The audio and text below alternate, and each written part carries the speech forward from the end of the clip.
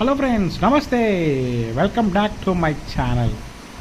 ఈరోజు మేము సరదాగా ఫిషింగ్ అని చెప్పి పోలంపల్లి డ్యామ్కి వచ్చాం. ఎన్టీఆర్ జిల్లా.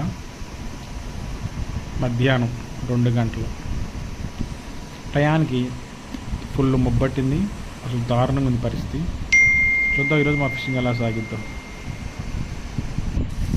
మధ్యాహ్నం 2:30 దారుణంగా వానబడుతుంది. క్రమ అసలు ఎంతలా అంటే పక్కన చిన్న షెల్టర్ ఉంటే అందులోకి వచ్చేసాం. మధ్యాహ్నం 3 గంటలు పోలంపల్లి డ్యామ్ పొంగి పొర్లుతుంది. మేము తప్ప ఇక్కడ చేపలు పట్టేవాడు ఒక్కడో లేడు. ఇంకోటి ఏంటంటే అసలు వేసిన కాలం అక్కడ ఆగట్లే ముందు. కానీ ఏదో చిన్న ఆశ చేపలు పడితే చెప్పి మా ఫ్రెండ్ గారు తీసుకొచ్చిండు. అయినా సరే ఏం పడలా.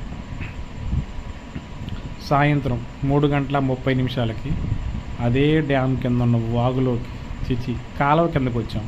కాలువ కిందకు వచ్చి చేపలు పడుతున్నాం. ఇక్కడ కూడా ఏం పడలేదు. కానీ ఏదో చిన్న ఆశ, ఎంత వరదకి చేపలు పడకపోవా అని చెప్పి ఆ ఆశతోనే చేపలు పడుతున్నాం. కానీ ఇప్పటికీ ఒక చేప పడలేదు. వర్షంలో తడిచి ముద్దైన తప్ప మాకు మాత్రం పిల్లబడలేదు. చూద్దాం ఇంకేమైనా చేపలు పడతాయేమో.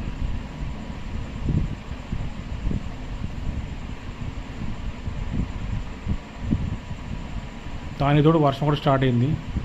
సాయంత్రం 4 గంటలు మా ఫ్రెండ్ గడి కాలం పెద్ద చేప పడింది. కానీ తీరా చూస్తే అది అందులో చెత్తకి ఎక్కిపోయింది.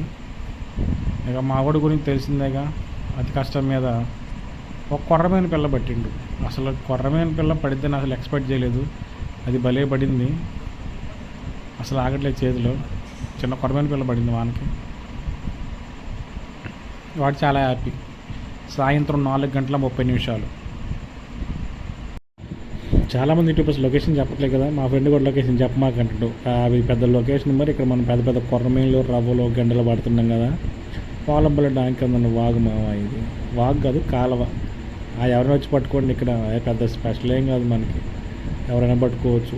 ఇందులో చేపలు ఉన్నది లేదు, ఏమీ లేదు. ఏదో మన ఆనందం కోసం చేపలు పట్టుకోవడం తప్ప అంతమంది ఇక్కడ మనకి దొరికింది ఏమీ లేదు.